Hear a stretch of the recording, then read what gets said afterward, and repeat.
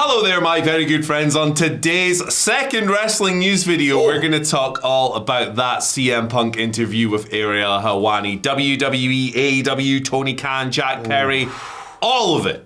I'm going to give you the backstage reaction from both AEW and WWE to that CM Punk Ariel Helwani interview. I'm Adam Wilborn. And I'm Andy Murray.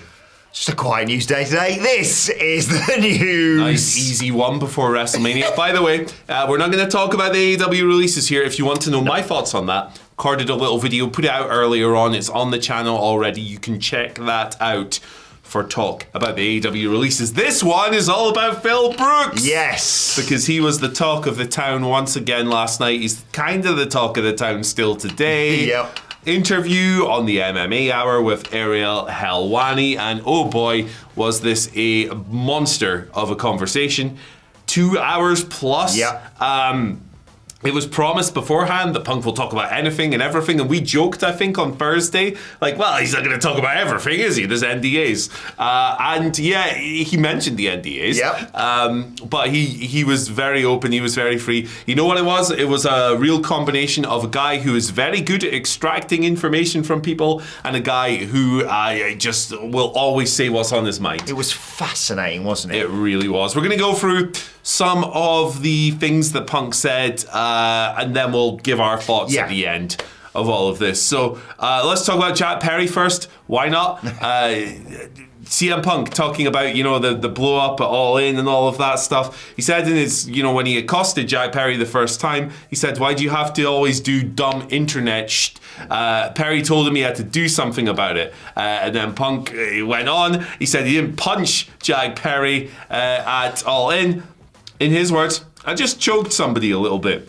And it was broken up by Samoa Joe. That is completely unhinged. He said he turned around to Tony Khan, called AEW a joke, and then he quit. He went out and wrestled Samoa Joe, and he was gone. He bought Nando's for the boys. That's a nice little touch. Perry boy, isn't he? Yeah. Yeah, Jack Perry. Nice. Yeah, that's not nice. That's a bad joke. Okay, one mental thing he said was that guaranteed money has ruined pro wrestling, because if you were to pay wrestlers based on the house they drew, AEW might be a completely different place. The Young Bucks might have been willing to work with him if that was the case, because they'd have drawn a boatload of money. When he was asked about Colt Cabana, there's another thing. Ariel asked him if the hatchet could ever be buried. He said probably not. He said that Cabana had approached him at one point during an AEW show and said, hey, can we talk so this isn't going to be weird? And Punk said, I will not speak to you without a lawyer, according to Philip Jack Brooks. On just AEW in general. As a business. Well, it's not a business, apparently. Here's a quote. These guys don't want me here. This isn't a real business. This isn't a business predicated on drawing money, making money, selling tickets. It's not what I was sold to me as, so let me go. And Tony said, oh, I can't let you go. I'm going to do a new show. He said that he didn't agree with launching Collision as a brand to keep him away from other people. He thought it would, end up poorly. But he stuck around because he wanted to work with his friends and make something worthwhile. I'm kind of paraphrasing there, but I can't summarize a 2-hour interview in 10 minutes. No, go watch it. It's amazing. He was asked about what Tony Khan was like. He said, man, that's a loaded question. I don't like the drama, but the truth is the truth. He is not a boss. He's a nice guy, and I think that ultimately that is a detriment to the company, but it's not my company. He revealed as well that after Brawl Out, he didn't talk to anyone in AEW for 6 months. He had to arrange his own medical treatment and stuff because he suffered the torn triceps and all of that. In terms of his AEW experience, I think the positives definitely outweigh the negatives. I thought I was coming in to help business. If I could teach something, great. And I think I was just brought in for other reasons. There's business, and I know a lot of people are going to be upset, but it's not a real business. And that's when he went into that part. I'll close you with a summary of his thoughts. We'll talk about the Vince stuff as well, because he was really great on that. Yeah. But of AEW, he said, when it comes to AEW and all that, I genuinely don't regret my time there. I'm just brutally honest about some things. He certainly is. And you ask questions, and you're a real journalist, talking to you there, strangely. So I'll gleefully go ahead and answer it. It's done. I hope they're happy. I know I am, and I would like to leave it at that. I understand fans and tribalism because I'm a Blackhawks fan. I'm from Chicago. But some of the was so outlandish, talking about my dog and all this awful stuff. Shout outs to Larry, innocent victim in all of this. You must have been watching the news while we always had him in the background. We always put Larry over. We love the Larry, brother. We've hidden Larry in so many thumbnails as well. If you've ever spotted one of those, let us know. But yeah, just like on the Vince McMahon allegations and everything, he actually popped me a little bit because when Ariel went, so you and Vince never had a proper conversation? He went, well, I think some stuff came up, Ariel. That was a great response. That was really fun. But yeah, on the allegations, he called them indefensible and horrific. He said he was surprised that McMahon had left such a paper trail in all of this because he effectively ruined his life and, more importantly, the lives of the victims. He said he hasn't read the lawsuit, but he was getting information through various text messages and stuff. Ultimately, his biggest concern is for the victims. Yes. And of course, he had no, and their lives have been ruined. And so, he's a thoughtful guy. When it comes to stuff like this, the big things like this, he always has been. He was talking about reparations as well, wasn't he? Yeah, absolutely. And he kind of spoke about having no idea that this stuff was going on while he was there. He called Vince evil. He spoke of his experiences with Chris Benoit as well when they were on the road together. And then, the shock of coming to terms with the monstrous acts committed by somebody that he knew and worked with. It's a hell of an interview. You should really check it out if you've not seen it and you've got 2 spare hours. But yeah, let's talk about the backstage reactions. Yes, before we give our thoughts, we should give the thoughts of people within AEW and WWE. Some brilliant reporting yet again from Fightful Select. To do this sort of backwards, at the end of this report, they do sort of say, you see, good at reporting because he's affirmed lots of Fightful Select reports about him being backstage on Raw, for example, or not many people know about his return to WWE. But anyway, in terms of what they've reported now with regards to reaction to the interview, they were told by those in AEW the issue wasn't that as much that Punk didn't want the glass to be used with regards to the Jack Perry thing. Instead, it was that Punk had recounted the story to media and talent to the point where the disagreement went public after he'd had similar grievances in the past. We're told that his recounting of the original disagreement was accurate, they say. Several members you've probably seen across social media posted, several members of the AEW roster posted tweets of support for the company during the interview. It was more about supporting the company than anything. One supporter of Punk's in AEW said that the interview was bound to happen. They personally hope that that's the last day they have to hear about it, or the last that anyone has to hear about it, until fences can be mended eventually. With regards to WWE talent reaction, they said that they figured Punk would answer the AEW questions before too long, even though the NDA, as Andy mentioned, is in place. Another talent they spoke to said they preferred it to be this week in the hope that people can just kind of forget about it now and move on to wrestling by the time this weekend rolls around. Kind of a big weekend in wrestling, of course. More than anything, this is a quote, what the interview showed was that this was preventable from all sides, said a veteran AEW talent. Punk is happy, AEW talent moved on, so hopefully everybody just learns from it and makes amends in the future. All good with regards to Punk and WWE so far, though, according to Fightful Select. Those on the exec side of WWE didn't believe Punk really wanted to broach the subject of AEW today, but knew it was likely to come up. They said that Punk isn't likely to be scheduled for a heavy media schedule this week, like others in the company, because he's still recovering from injury, of course. And another sort of follow-up to the Fightful Select report from last week, because you remember this time last week, it was all getting very excited after the CM Punk, Drew McIntyre, Seth Rollins, whatever that was, I don't know, unscripted promo, which incredible is nice to say. Chaos. Yes, awesome. All good by reports from all parties. Yeah. It's just one of those things where, I mean, if you haven't taken the time out yet, do it today. Go and watch the whole thing, and don't think, oh God, 2.5 hours is a bit daunting. It will fly by because there's so many subjects that they touch on, as Andy mentioned, and Ariel's so great at sort of leading him through it all. He's really good at getting what he wants out of his interviewees. Yeah, I think, look, it's CM Punk. You've already formed your opinion, 100%. Oh, yeah. Not many people are on the fence about that, gentlemen. I think there was a lot of interesting stuff in here. Look, there was a bunch of nonsense in here as well. Like the guaranteed money stuff. Yes. Right? You know, a lot of that is being taken out of, you know, his original intention, I think, with regards to it. But no, guaranteed money is absolutely not the worst thing that ever happened to the business. Some tweets about, like, would Roddy Piper agree with you considering what happened to him? Exactly. He's and you wear the t-shirt and all that stuff. That's complete nonsense. I completely disagree with that as an outsider to the business. Yeah, I get where he was coming from generally with regards to, like, come on, guys. This is when he was talking about AEW. Do business. Yeah, we do business, and you have to work like 1 day a week. And some people he alleged were saying, like, yeah, I'd rather just, like, come in 1 week, film a load of vignettes, and then have like 4 weeks at home. And he's like, we're privileged to be doing this sort of thing. And I do kind of agree with him on that one. Yeah, absolutely. And, you know, there's some other stuff in here that I like, because I think really refreshing to hear a wrestler just speaking so bluntly about the Vince situation. Yes. And, like, outright calling him an evil monster. 100% with him on that. I just snorted. Sorry about that. I am a pig. But look, I think a lot of people will just respond to this based on the camp that they're in when it comes to Punk, for sure. And look, I think that AEW, straight up, I prefer the AEW product to WWE. Like, that's not a shock. But like, some of the criticisms are pretty valid based on his experiences in the company. And I understand why, you know, I think Sammy Guevara was the first to jump on Twitter and go, look, this company changed people's lives. Yeah, it 100% did. It's given changed WWE. Yeah, made it better. Exactly. It's given people the opportunity to earn that full-time living. No company's beyond reproach, but it is a force for good in the wrestling business, in my opinion. He's right when he says that AEW will be around for as long as Tony wants to pump money into it. This man is very wealthy, lest we forget, and they're about to get a big TV rights deal. I thought that the stuff on the injury and having to get his own doctor and stuff was a bit wild. Yeah.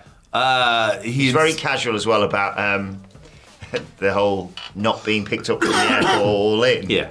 Like, he's like, I'm not that I wasn't bothered about it. I wasn't crying about it. Like, people seem to suggest. It was just like... It was just a bit unprofessional. Yeah, so it's wild. From my perspective, balance. I prefer the WWE product to AEW personally, and I can exactly see the issues of just like, see, that's why this stuff happens that annoys me on AEW television, or like, and it's one of those where he's not saying Tony Khan's a bad guy and he shouldn't be doing this. So he was a nice guy. Yeah, he's like, he's a lovely bloke. He's just not equipped necessarily to be the boss. To, you know, how many times in that interview did he say something would happen, whether it be the Hangman Page thing or the Jack Perry thing in particular, where he'd go, you need to deal with this, otherwise I'm going to deal with it, and you're not going to like the way I deal with it. Exactly. And look, I don't think you should... Who knows what happened, really. Yeah, but, exactly. you know, you shouldn't probably punch people in the face at work or choke them out or whatever. Like, but at the same time, his description of what Jack Perry did does not paint Jack Perry in a particularly great light either. There's balance to these situations. There's a nuance that's often missing from the conversation. It's always either Punk man bad, AEW great, or AEW bad, Punk man great. I think that the truth is right there in the middle. Yeah. And I do hope, and it's not going to happen, we're going to have responses, whether it be public responses or sly things on social media or whatever. This is going to roll and roll because, of course, it is people who want to get their perspective of their side over. And I do hope eventually we can kind of draw a line under all this, because everyone's kind of moved on, or fans should move on as well, because, you know, AEW is doing lots of great new things. And has moved on to, you know, new stars and people like that. And Punk, obviously, it seems to be very happy in WWE right now, and it's WrestleMania season. Why not focus on that? But obviously, understandably, today everyone's going to be talking about it, and you should too, in the comments section. Yeah, it's wild, isn't it? It's like one of the biggest manias ever, because The Rock's back, incredible questions over the title and his role, and Cody and Roman and all this great stuff. Rhea Ripley was on the MMA Hour as well. Yes. The Becky Lynch angle was not great, but you know, it's a big match. There's all kinds of cool things going on. At the start of the week, we're talking about a CM Punk interview and AEW releases. It's not the start to the week that I envisioned, admittedly. But here we are. Look, we go with the conversation. We go with the trending topics. That's what we do. And CM Punk is often one of those. Right, let's move on to your Twitter questions. because ironically, the first one is about this, Andy, unsurprisingly. Good. And not maybe what you'd expect. It comes from Nerdbox. Thank you for your questions, as always, at What Culture WWE. Box of nerds. Who says, good morning, gents. With Jack Perry wanting out of AEW, could you foresee him going to WWE and having a feud with CM Punk? Oh, my goodness. I mean, the thing is, you look at it on the surface and you go, well, what? No, of course not. Yeah. But this is the business. Yeah, I think CM Punk, like going by his comments on making money and drawing houses, he would probably do it. Yeah. Right? But I don't think this will happen for a myriad reasons. Number one, Jack Perry and the Young Bucks are very tight. Yeah. Very close friends.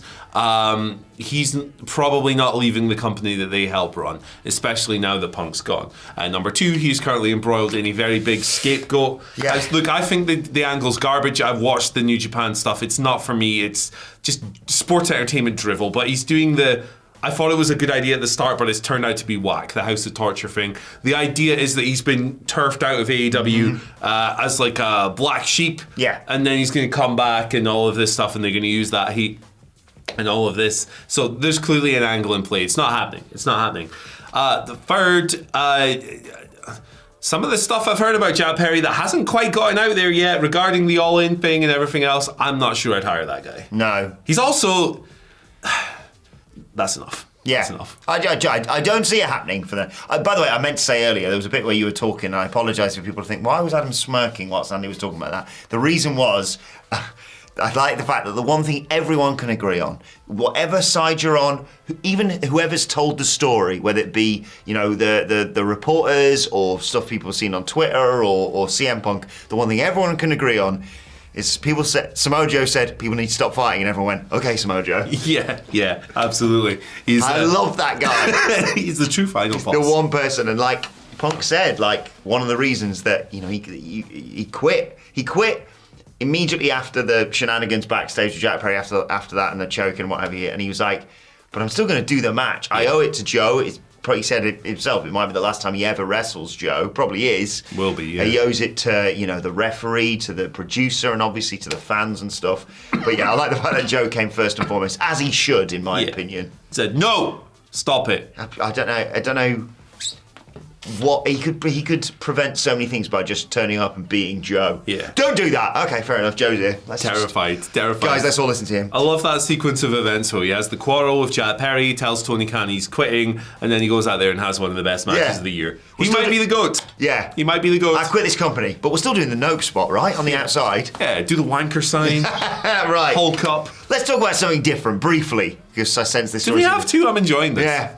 Send us more questions and we'll tackle them. I don't know where or when. I might shoot a video in an airport or something tomorrow, brother. It's exactly. gonna be wild. We'll be on the plane shooting stuff. Who knows? Mark Brightman says, "Good morning, blokes." Good morning, Mark. Morning. Considering the depth on the main roster for WWE, could they benefit from reintroducing the European/TV titles for the men and making one for the women, or do you think it's overkill? Overkill. Yeah. I think they already have maybe too many titles.